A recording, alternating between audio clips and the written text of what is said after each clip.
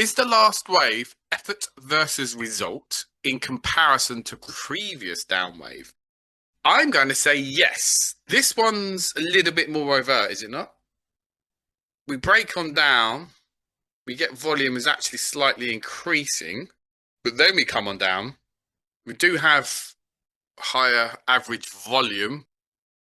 From the breakdown, that's our first wave down. That's kind of healthy. Volume's increasing a bit. Then we get buying coming into the market here. Then after the buying, we calm down. Average volume's higher, and we don't push down. Look how much we progress to the downside.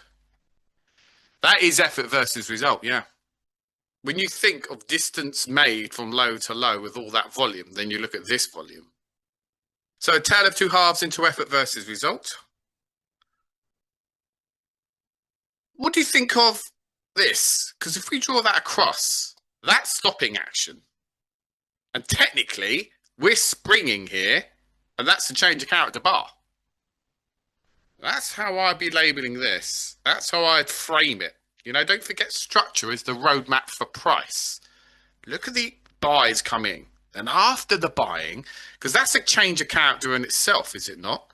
As we break on through here, highest volume, 2 up bars, then we come down with the effort versus result. We spring the stopping action low, then we get the change of character bar. Question is though, 1, 2, 3, 4, that's a 6 bar spring. Are we pushing the boundaries here? I'm going to say that if that is our beautiful support line, there's an inability to break down and continue lower. We can see that clear as day. And then we get that bar. Higher volume spring than the anchor. Isn't it just shortening of the thrust of swings ending with a change of character bar? No, because I think the stopping action with the highest volume is incredibly important because there's an inability to go lower. Then we're met with that. That's the sequence of events. That's the buyers coming into the market.